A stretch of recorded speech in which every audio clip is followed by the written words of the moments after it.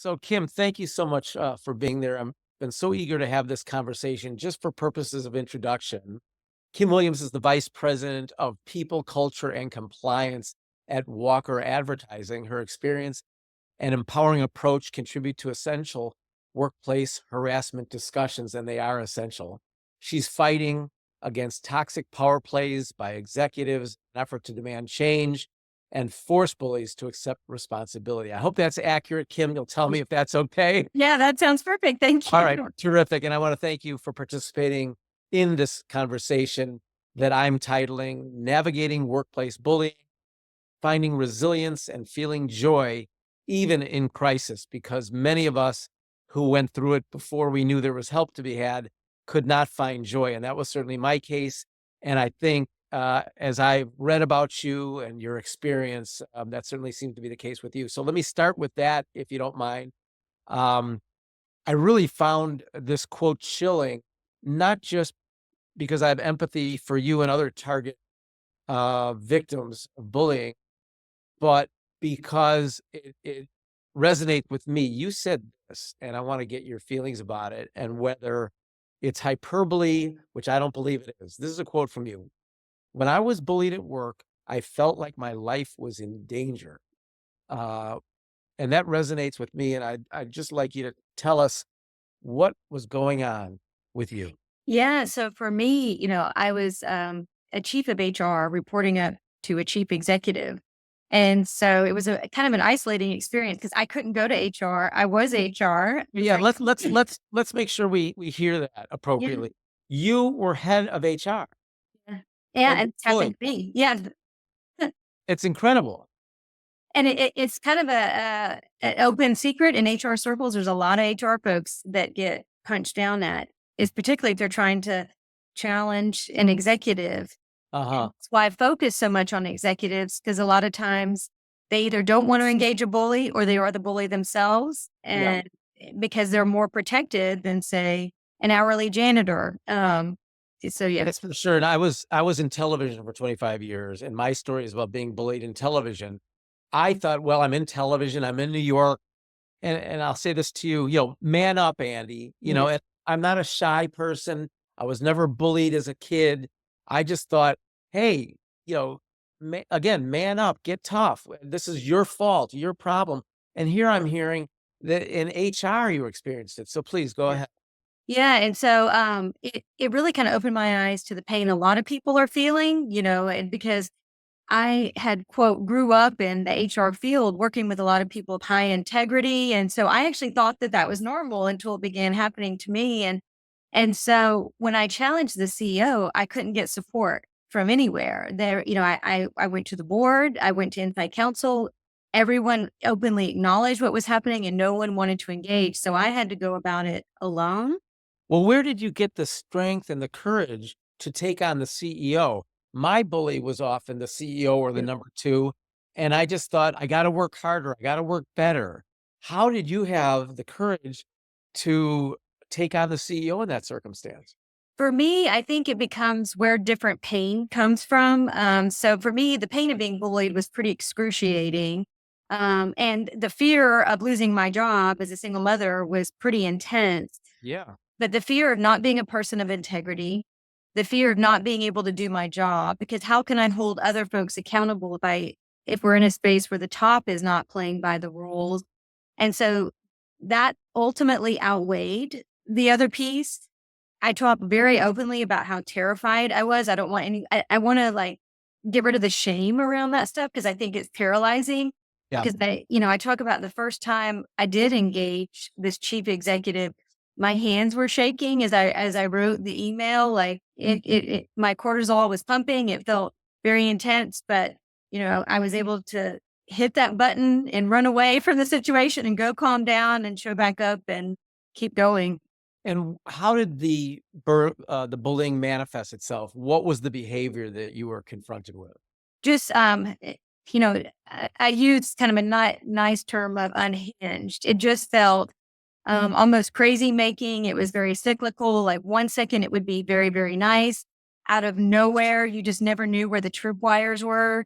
I found that this person who had been around for 30 years appeared to have some memory issues. And so they would ask for things. And when I would deliver those things, they would get angry. Why did you do this? And Wow. and so it was just these kind of situations, but open threats to my jobs, to extreme micromanaging, screaming and yelling at me. When I went to the board, one of the board members went to them and said, "Hey, Kim just came in here and complained that you're being mean." And so got ripped to pieces over that, basically like, don't go anywhere. No one's going to help you here. I get to do whatever I want. I've done this before. Everyone has my back. Wow. And was this CEO, uh, eh, and, was he so powerful and so successful that he felt he could get away with anything? And he had no concerns that this was hurting his organization? None. And I brought that up repeatedly. And so when I looked at a lot of the department heads and I started talking to them about my experience, they're like, "Oh, yeah.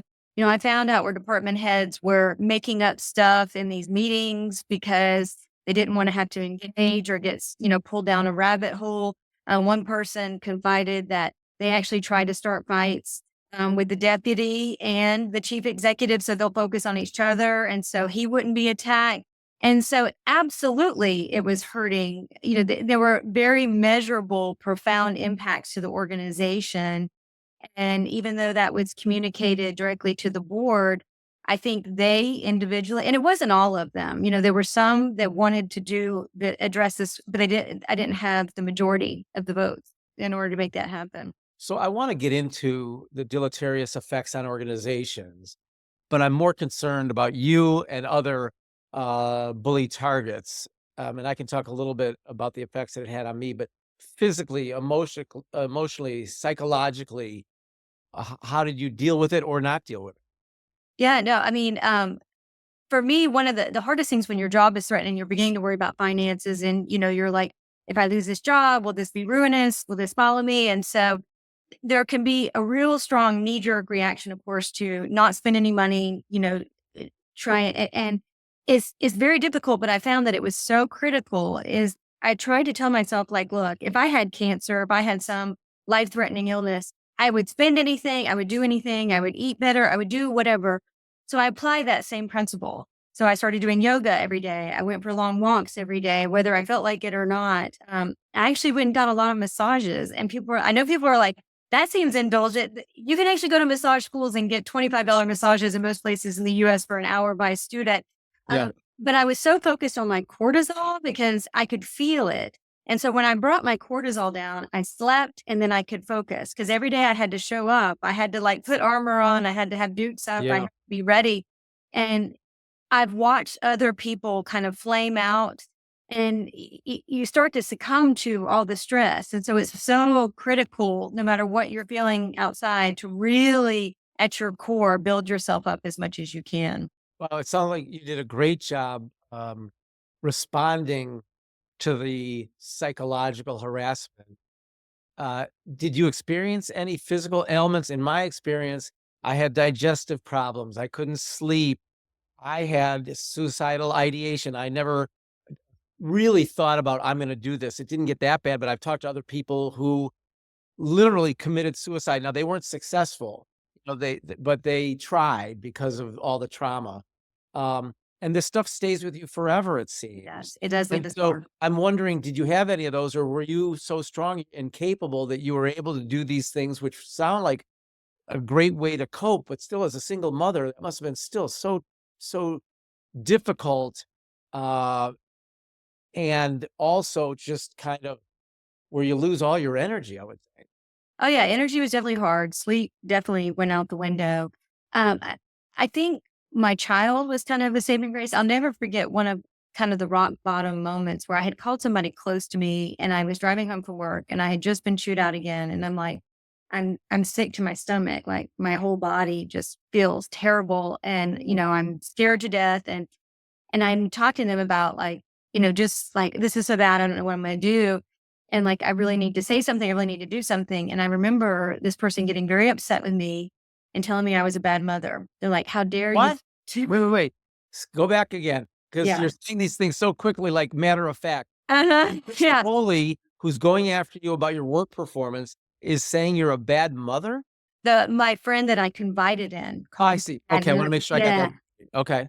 for not tolerating the bull. It was almost your I see. in a Got it. manner, like, like, how dare, like, I'm at fault. How dare you put your daughter's, financial security in jeopardy by I see. Got it. yeah, Yeah. just take the abuse. And that's really, really common. A lot of times people call it mobbing. You see the additional injury where your friends turn on you, Yeah. people avoid you. But it was in that moment that I started thinking about, like, I don't want this to ever happen to her. Yeah. I would want her to feel safe enough to stand up for me to have her back. It actually incentivized me more to do that. And so, but what I've found is that every time I wrote a letter, every time I wrote an email, everything quieted down. I was never fired. I was always bracing for that, but I gained power from it. I started to own the story, and there started to build some safety that Yeah. I could begin walking through from there. And so I assume that as the head of HR, you really didn't have any support because you were supposed to be the support system. Is Right. that right? Did any of your colleagues say, I'm gonna go to the board as well, or was that not an option?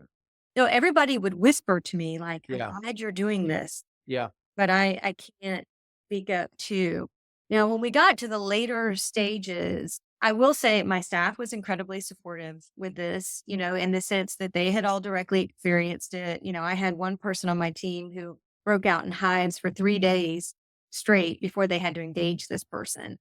And so, you know, I knew that for them that, that they were kind of quietly like, okay, I'm glad somebody's addressing this. And that also helped. Um, knowing from some of the other folks, hearing the tears, hearing the conversations also kind of helped me find some courage that, like, okay, I'm not alone. Others are doing this. But then when we came down to, I had to force an investigation from an outside investigator. But once I came forward and everyone knew it was me, other people started coming forward once Wow. those questions started being asked, because there was now security and safety in numbers. The process was taken outside of the organization.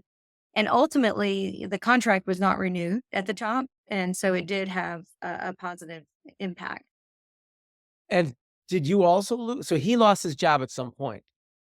Well, good for you. That doesn't happen very often in my experience. Right. The CEOs that I was confronted with and were my bullies went on to make millions of Oh, yeah. dollars. Yeah, that's usually the case. Yeah. Um, but did you lose your job or were you able to hang in there? I negotiated an exit, Okay, and so I got an attorney, and, I left, but it was on terms that were very favorable to me, good. and and that's part of the reason why I focused so intently on executive abuse. I feel like that's an area that's ignored. I Yeah. feel like HR as a profession needs to be better trained on how to manage up and how to engage that space, because there's so much focus on the rank and file, but if you're not dealing with that top, you're not dealing with problems. And so now I work for a CEO who's very high integrity. You know, I write articles, called How to Sue Your Boss, and he likes them. And so, like, he's not afraid of that because that's how much principle he has. Like, he really lives his values. And so I feel like I won all the way around, and I want to help as many other people do that too. So, yeah. And you are, and we're going to talk more about that. But let me ask this. You hired an outside firm. In my understanding, and certainly in my experience, the reason that this is such an important and in my mind interesting issue is, and I want to make it clear to people who may be new to this issue is, we're not talking about harassment where race is involved, where gender is involved, where um, LGBTQ issues are involved. We're not, there are laws against that. That doesn't mean it stops it, but you do have a remedy. Yeah. And whether those remedies are working or not can be debated in another forum. What we're talking about is something that's completely legal. And in many cases, as was in your case, approved, allowed in the organization. So my question for you is, and I know this is the work you're doing, we're going to get to that, but most people don't have the option. And certainly, probably a lawyer won't help. If you hire a lawyer, they'll tell you you have no case, but that's not really an option for most people. It can be.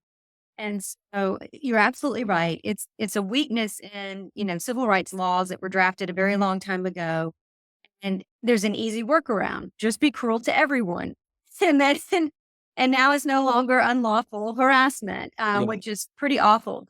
But Yeah. what we're seeing is an age of accountability that's beginning to bubble up. And, I really credit like your son and my daughter's generation, uh, because, I talk to a lot of executives where like, you're just one TikTok video from real accountability that can have real financial impacts to an organization. Gretchen Carlson's been doing some amazing work around this too, showing that like if you're a public company in a highly visible space, one news cycle and you can see like a 5% drop in your stock values, which is starting to trigger other things. So we're starting to see more shareholder derivative suits where they're going after boards that knew about toxic environments, whether it was legal or not, because it's impacting their finances. And so that's becoming really meaningful. In the state of Texas, I've also seen, and a few other places too, breach of contract. And so if you have an employee handbook that has a code of conduct policy, and a lot of them do, that go beyond EEOC rules, and they Yeah. spell out you're entitled to an investigation, you're entitled to all of these things, and they don't do that, you can actually sue your company just for that. Workers' comp. I filed a workers' comp claim based on abuse and I won. So there's still ways to go after finances. And the reason why finances are so important is you don't get boards on board until it starts hitting a bottom line. And there are a lot of ways to get at that. All right. Well, that's great because that's really interesting information for me, and I hope for the people watching this. So let me go back to that because it doesn't seem like many organizations, especially the ones ruled by a toxic environment, let's say, care much about the people. Right. But we know, or at least we think we know, that they care about the business and they care about revenues. You talked earlier about something that I experienced in my career being in television. It's the communications business. And in one particular place I worked, we spent so much time talking about the bully boss and the lost production time because everybody was talking about, oh, what he did today, what he did yesterday, who he did it to, wh- what a bad person he is, although those weren't the words they used. Uh, yeah.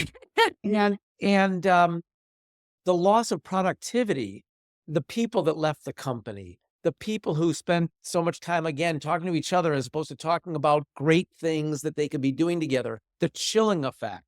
So maybe you can get into that a little bit and again talk about if they don't care about the people, they should very much care about how this affects the bottom line. Absolutely. In fact, I worked with one of our partners through my company, Rippling, and we came up with a brilliant jerk formula. And so for us, so HR can do this pretty easily because they have access to everyone's salaries, but anyone can technically do this. I mean, you can go on Glassdoor, you can look at job postings that now require salary ranges. You can get a sense of what folks are earning around you. And so there's kind of these indexes that HR use around productivity. And so what you can look at is say like you've got a great culture with highly engaged employees that typically means you're getting a 90% return on investment. So if you're giving that individual $100,000 between vacation, sick days, and all that other stuff, you're getting 90% of that back. Mhm. If you're in a toxic environment, though, you can start pulling that way down. And so you can see like medium engaged employees are typically around 50 to 60%. And those that are just checked out from bullying are roughly 30%. So we actually automated the process and did a test run where I won't call myself a brilliant jerk. I was just say I was a jerk. And so we did a 360 Okay. review. All right. And I asked my boss to give me 5 stars because the boss always loves a brilliant jerk. They wouldn't Yeah. be there otherwise. I gave myself 5 stars. And I asked my peers and my subordinates to just rake me over the coals. And the system that we built automatically flagged it and then took everyone's salary. So for my peers, they cut them down by a third because they're Yeah. more protected. And then they took all my direct reports and cut their salaries in half. And then it immediately spit out a number of 240,000 and said, that's how much you're losing just by me being a nightmare to work with. Yeah. Yeah. I mean, I've seen it over and over again. And did you also look at, and you alluded to this just a moment ago, but a positive work environment, what does that do to, and in my experience, and I was a boss getting bullied usually by the CEO or the number Yep. two. I was an executive producer, vice president of original programming, executive vice president of original programming. Um, you know, the most expensive thing in my view is losing a good person. Now that may be from bullying, it may not, but if you lose a good person because of a toxic work environment, now you've lost a good person. You may not have been getting productivity from them, and now you got to spend all this time and maybe even hire somebody for more money who you have to train and everything else. So tell me a little bit about your thoughts on that issue. Well, not only that, but, employees feel so empowered now to completely trash you on Glassdoor, on all Yeah. these other reviews. So it's not even just that. It's the fact that it can now be even harder to recruit because your reputation can be out there. And if you're like in a small circle environment where everyone knows everyone and that person's saying, hey, this is really toxic, like you're probably going to end up with a lower caliber person because that reputational damage will follow you even further. So yeah, there's a number that folks typically throw out there around like a third of their salary is what you're going to lose, it's actually more the higher up you go and just recruitment costs, the time and energy spent, lost opportunity costs by being short staffed, burnout for other employees because they're not being worked, the ripple effect of, oh, this person left and now it's in other people's heads that there's, maybe I should be looking at the exit too. There's definitely real numbers that you can start to put around that. So with these tools, if you will, the ability to communicate with thousands, if not hundreds of thousands of people out there through social media, which we didn't have Yeah. years ago when this was happening to us. And for me, I felt very alone in that because I was a boss and what I was trying to do is shield my team from that. And so Yeah. it's my job to take it all on. And I figured, hey, I'm the boss of this group and I'm getting paid a handsome salary. But it doesn't matter how much you make when you're going through that. It really doesn't. Yeah. And so having said that, I was really wondering, and I thought, well, when COVID happened and nobody wanted COVID, but I thought with the advent of Zoom meetings and remote work, that the bullying might diminish somewhat because they're not literally in your face, but they are Yes. digitally in your face. And it Yes. seems like it hasn't abated. And so my question for you is, yes, Glassdoor, yes, social media and so forth. Everybody I talk to in varying degrees still has a bullying story. So again, it doesn't seem like what I call this epidemic of workplace bullying and incivility has decreased in any significant amounts. What's your experience? You're out there. Yeah. No, it's increased. I mean, so right now, like the latest surveys that are coming out are showing 48 million Americans have endured this. And I felt exactly as you did. Like I wanted to protect my people by not talking about it, by putting on a brave face, making sure Yeah. everything was okay. But I think all of us are kind of conditioned to not talk about it, to frame it as a weakness, to talk about oh, it'll look bad on me. I And had so much shame, yeah, like, we because all do. I was never treated this way, Yeah. until I got into the workplace, and I think I was naive. I was taught that if I work hard, if I'm loyal, if I treat people well, if I'm productive, all of which I believe I can make a very good case that I was, that it would be returned to me. Yeah. And when it wasn't, I just tried to work harder, and Kim, it didn't work. I tried Right. to work harder and better and win more awards and get more viewers, whatever those things are in my world in television.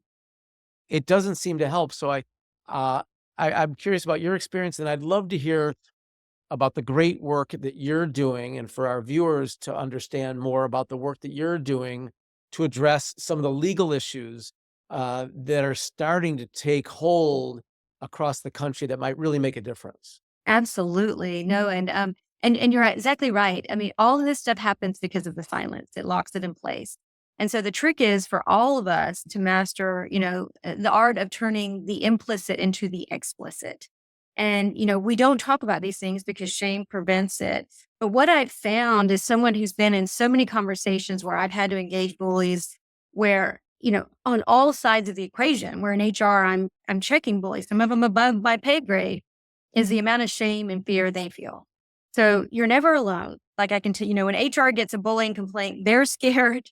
The bosses are scared. Everybody's scared. And so none of us are alone in that. And so the more we can challenge ourselves to find the words that no one ever gave us to just say, like, I'm scared right now. This is really hurting me. This is affecting me. And so, I write a lot and I publish quite a bit something I call the fear not framework, which is all about how to navigate the fear, how to build evidence, how to articulate the problem in a way most of us have never been taught. and to go through a whole process, because I help people all the time. I was just helping one individual exactly as you described. Like, it's a weak case around protected characteristics, but they were still able to get an attorney and help them, and they're making a claim and they're negotiating an exit that is holding the company accountable, and they're safely able to move forward from there. Good for them. Good for them. And so my understanding is there's efforts in state legislatures Yeah. to get some laws on the books above and beyond the civil rights laws that we have currently. Tell us about the latest in that regard. Absolutely. Yeah. No, I'm thrilled to be part of In Workplace Abuse, which is part of this massive movement to help introduce a new bill called the Workplace Psychological Safety Act. So it's been introduced in Rhode Island, where it passed the Senate. We ran out of time before it passed the House in the legislative cycle, but we'll be back next year to introduce that as well.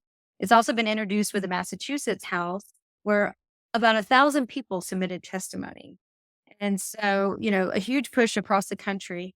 My daughter, my 16-year-old daughter, is introducing the bill in Washington, D.C. Great. If you Terrific. saw what I went through, and she wants to be a civil rights attorney. She is very good at arguing. So she's natural. And I get that. I have brave kids, so I know. Good for her using her personality to the betterment of society. exactly, yeah. And so, but yeah, no, she's been really incredible. We worked with the Office of Human Rights. We've got that bill out there. We're starting to get partners in DC. We're looking at introducing that across the U.S. We now have bill directors and teams set up in 25 states, including Washington D.C. And so there's a huge initiative for 2025 to introduce bills that go beyond protected characteristics, that say cruel behavior is just cruel behavior. It goes by reasonable person standard. It literally is what the EEOC kind of stands for harassment. We're just removing protected characteristics, and we're removing the burden of proof, because right now, a lot of times the burden is on the employee to prove that it's racism, it's sexism, or anything.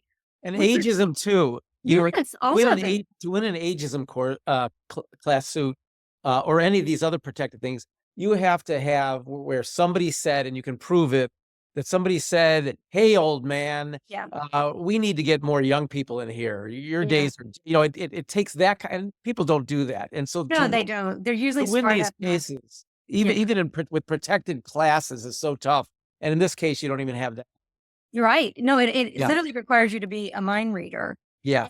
In the world of personal injury, which is merging more with employment law, which is wonderful, because we're seeing some really great cases around where, particularly in California, the bullying is already going after the injury, and they're getting more sophisticated around that. So regardless of protected characteristic, regardless of having to prove that, because to me, it's the equivalent of I walk outside, I get hit by a car, and, I'm psychologically hurt, I'm financially hurt, I'm physically hurt, but now I have to prove that the driver intended to hit me, that, like, the damage is still the damage. Yeah, yeah, no, the bar is too high, and Yeah. good for you to be addressing that. I'm thrilled to be joining this advocacy effort that you and others are involved with. And thank you so much for speaking with me today and joining the conversation. I understand you do have an offering for the viewers today. Absolutely. So, you know, when in doubt, I hope you will, check out my LinkedIn account. It's at, linkedin.com/Kimberly-E-Williams. I post all the time on how to navigate fear, how to engage with HR when HR may not be helping you, how to engage with a bully when you're totally alone. And, this is advice that I have from someone who's been on both sides of that to really help you make the hairs on someone's neck stand up if you Yeah. need to, in order to protect yourself as much as possible. But also, too, never be afraid to engage an attorney. Like, every jurisdiction is so different, and some attorneys are more sophisticated in this space than others. A lot of them, when I see on the plaintiff side attorneys in labor employment, they're civil rights focused. There's a lot of brilliant people that could be working for big law, but they're doing this because they genuinely care. They've been through it. And I've honestly had really good experience with folks who are like, "Hey, your case isn't ready yet, but if these things happen," they have some free advice that may be able to help you. And then I also provide a ton of advice on the steps to prepare yourself. So if you do those things, and you have a really solid timeline and you've got that evidence and you show up to an attorney, you've made it to be an easy yes, in order to get that help that you need because it's a game changer. When the company gets, you know, a letter with legal, a logo and Esquire and all that Yes. stuff can make a huge difference. And so, we have, through my company, we partner with great organizations like Workplace Fairness and some other groups of really incredible attorneys who want to help people. And so anyone that reaches out to 1-800-THE-LAW2.com Great. /employment-law-consultation, you can get a free consultation from there. All right, great. Well, you are an expert. You're the expert, and thank you because I've learned a lot. I know anybody watching this will, and I really hope that there are people who will take advantage of that offer because my final word is bully victims, you are not alone. We're here and we're here for you. Thanks for watching. Kim, thanks so much to you. Thank you.